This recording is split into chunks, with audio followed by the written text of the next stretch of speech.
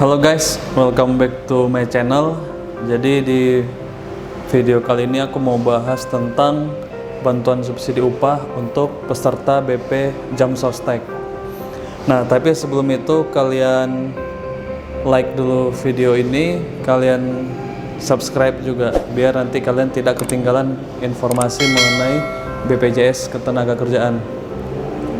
Nah, banyak sekali yang nanya tentang bantuan subsidi upah ini. Ada yang chat, ada yang nelpon nanyain kenapa belum menerima bantuan gitu. Jadi belum ada dana bantuan yang masuk ke rekening peserta gitu. Nah, jadi ini banyak sekali yang nge-WA, yang DM, di komen juga ada komen YouTube. Kalau kalian lihat di video yang sebelah sini itu ada banyak yang nanya tentang BSU itu kenapa belum cair. Nah, jadi perlu kalian ketahui, tapi ada nih satu nih pertanyaan, orang itu bilang bank ini udah cair belum gitu.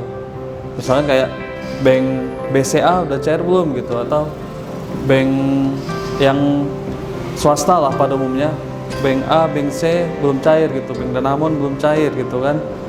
Nah, jadi perlu kalian ketahui, untuk pencairan bantuan ini itu tidak ada urusannya dengan bank apa yang kalian miliki.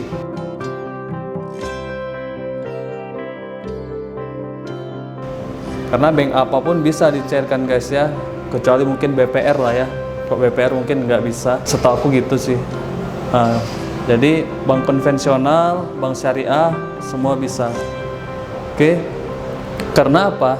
Karena kalau misalkan kalian kemarin dengar itu hanya bank pemerintah gitu kan, kayak BRI, BNI, apalagi BTN mungkin, atau Bukopin. Nah, tapi bukan hanya itu guys ya. Tapi mereka itu memang adalah bank Himbara, Himpunan Bank Negara kalau nggak salah ya. Nah, jadi Himbara ini adalah sebagai penyalur gitu kan. Jadi misalkan pemerintah menyiapkan dana yang akan diberikan nanti ke peserta. Misalkan bank si peserta ini adalah contoh bank BCA. Nah, penyalurnya itu adalah bank Himbara tadi, salah satunya gitu. Misalkan kita anggap bank Mandiri sebagai penyalurnya, bisa juga ditransfer ke BCA tadi. Jadi itu nggak ada urusan mau dia banknya bank BCA atau bank swasta maupun bank pemerintah, itu nggak ada urusan. Yang penting bank kalian itu nomor rekeningnya benar dan valid. Nah, itu yang pertama. Kemudian kenapa nggak masuk gitu kan? Nih kalau misalkan ya, kenapa nggak masuk ke dia gitu?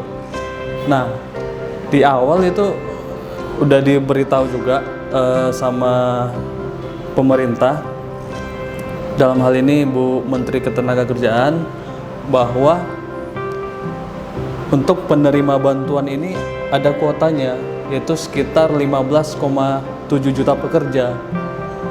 Jadi ya pasti ada lah yang nggak menerima bantuan kan gitu, pasti ada yang nggak menerima bantuan meskipun peserta itu udah memenuhi persyaratan. Tapi dengan adanya kuota, mungkin bisa jadi nggak semua pekerja dan peserta BP Jam Sostek menerima bantuan subsidi upah ini. Nah, itu perlu kalian ketahui juga karena ada kuota guys ya. Nah, jadi kalian jangan heran kalau misalkan ada peserta yang tidak menerima bantuan gitu.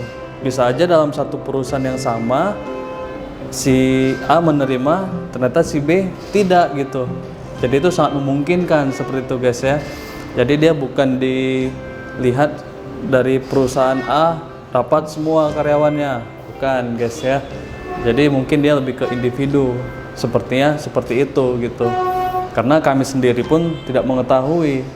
Karena kalau dalam hal ini BP Jam Sostek menyiapkan data si pekerja, termasuk data rekening dia yang akan diberikan kepada Kementerian Ketenagakerjaan.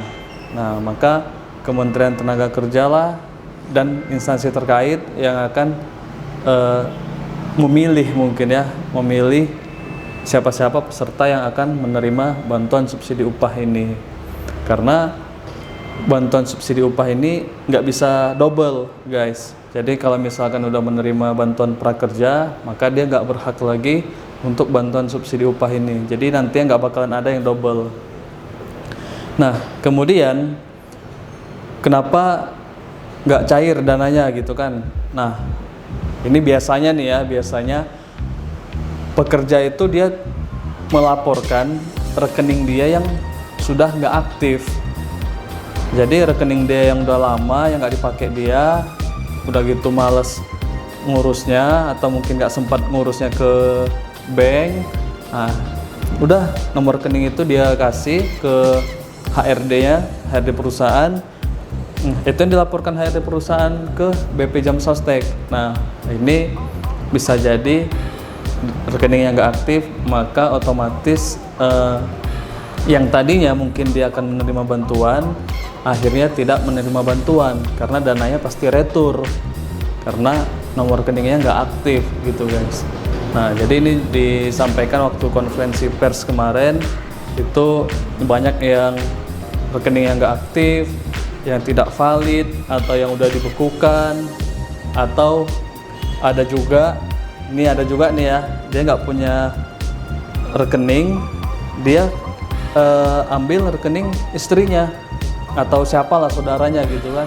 Nah, itu pasti nggak bisa karena yang menerima bantuan ini adalah harus benar-benar si peserta, meskipun istri lah kan atau suaminya kan, itu nggak bisa.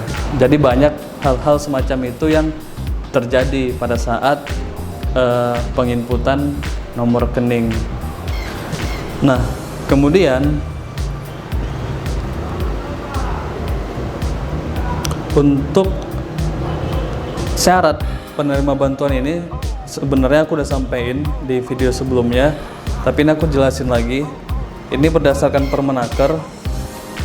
Itu yang pertama adalah warga negara Indonesia, jelas ya, WNI.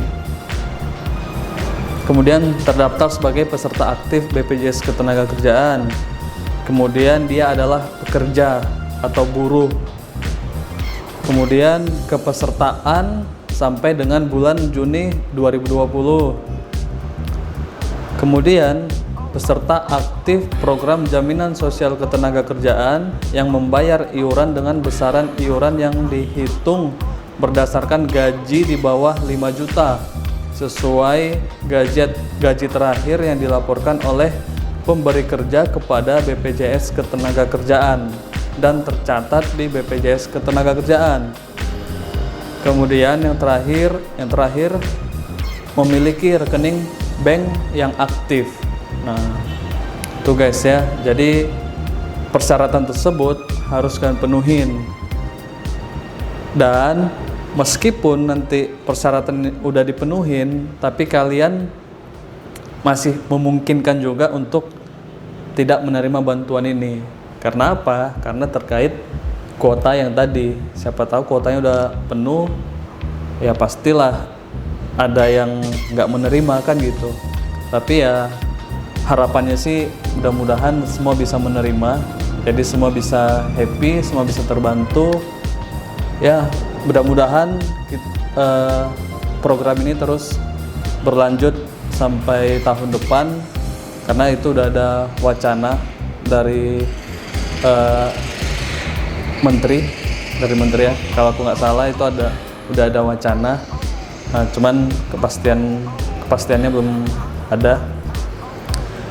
Jadi mungkin itu aja yang bisa aku sharing buat kalian. Jadi buat yang belum cair, jangan putus asa, tetap berdoa mudah-mudahan menerima, karena pencairan ini pun memang bertahap, dari tahap pertama, tahap kedua, dan sekarang ini sepertinya udah masuk ke tahap ketiga.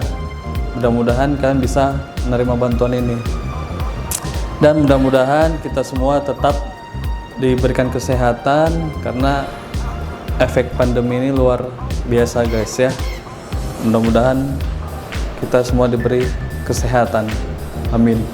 Dan Jangan lupa video ini kalian share ke teman kalian, siapa tahu bisa memberikan penjelasan agar mereka lebih tenang, lebih sabar menunggu bantuan subsidi upah dari pemerintah ini guys ya. Dan jangan lupa kalian subscribe supaya kalian gak ketinggalan informasi tentang BPJS Ketenagakerjaan. Oke?